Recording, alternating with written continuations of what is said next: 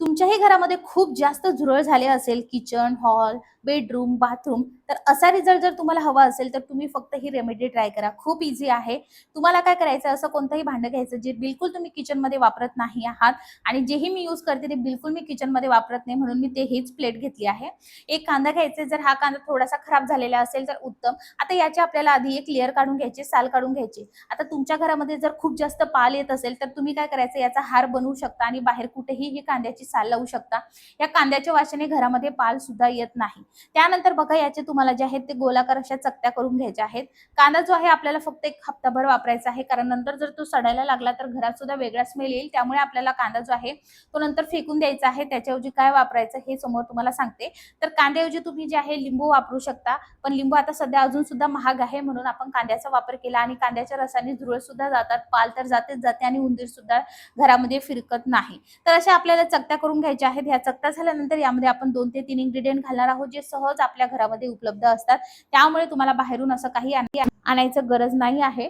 आता यामध्ये टाकायचं आहे आपल्याला बोरिक पावडर. बोरिक पावडर जे धान्य साठवायसाठी तुम्ही ती बोरिक पावडर वापरता, त्याच बोरिक पावडरचा आपल्याला इथे वापर करायचा आहे. ती बोरिक पावडर यावरती स्प्रेड करून आपल्याला टाकायची आहे. प्रत्येक चकतीवरती टाकायची आहे आणि ही बोरिक पावडर जी आहे झुरळ, उंदीर, पाल याला येऊ देत नाही. आता तुम्ही बघू शकता, आपण याला चकत्यांवरती पूर्ण बोरिक पावडर टाकून घेतलेला आहे.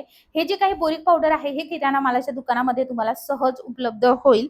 आता हे बोरिक पावडर जे आहे तुम्ही अगदी कानाकोपऱ्यात स्प्रेड जरी केलं आणि घरामध्ये लहान मुलं असेल तर त्यांना दिसता कामा नये, या पद्धतीने स्प्रेड करून ठेवायचं. म्हणजे जसं की फ्रीजच्या मागे, वॉशिंग मशीनच्या मागे, म्हणजे तुम्हाला बिलकुल तिथे रोज रोज झाडायची गरज नाही, तर तिथे बिलकुल झुरळ होत नाही. लक्ष्मीपतीचा हा खडू कोणत्याही किराणा मालाच्या दुकानात सहज उपलब्ध होतो. तो खडू आपल्याला इथे टाकायचा आहे. लक्षात घ्या, तुम्हाला जर कोणत्याच रेमेडी करायच्या नसेल तर फक्त हा लक्ष्मीपतीचा खडू तुमच्या प्रत्येक घरामध्ये कानाकोपऱ्यामध्ये मारून ठेवा. तुमच्या घरामध्ये झुरळ होणारच नाही.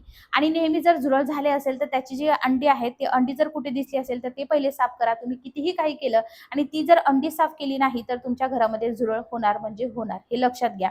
त्यानंतर बघा, आपल्याला यामध्ये त्यांना अट्रॅक्ट करण्यासाठी एकतर काही बिस्किट वगैरे असेल ते यावरती ठेवू शकता, किंवा शेंगदाणे वगैरे असेल ते ठेवू शकता. माझ्याकडे शेंगदाण्याची चटणी होती म्हणून मग मी ही थोडीशी यामध्ये टाकते आहे.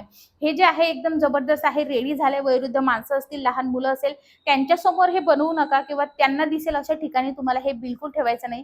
ते हे खाऊ शकतात, त्यांना वाटेल की असं खायचं आहे की काय. त्यामुळे एकदम कानाकोपऱ्यात ठेवा, जेणेकरून फक्त तुम्हाला माहिती असेल की हे काय आहे. मुलांना दिसता कामा नये याची तुम्हाला काळजी घ्यायची आहे.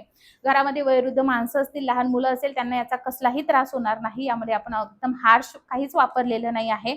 आता हे रेडी झालेलं आहे. हे ठेवायचं कसं, तुमच्या घरामध्ये किचन ट्रॉली असेल, सगळ्या ट्रॉल्या बाहेर काढायच्या, कानाकोपऱ्यामध्ये हे ठेवायच्या. 2-3 दिवसांनी हे पुन्हा बाहेर काढायचं, कांदा फेकून द्यायचा. याच्याऐवजी तुम्ही लिंबाचा वापर करू शकता. आता हे असं कानाकोपऱ्यामध्ये ठेवायचं. रात्रभरात तुम्ही बघाल की याच्या आजूबाजूला तुम्हाला भरपूर सगळे झुरळ मेलेले दिसणार आहे. झुरळ जेव्हा घरामध्ये होतात तर या रेमेडी सोबत तुम्हाला तुमचं घर स्वच्छ ठेवणं तेवढंच गरजेचं आहे.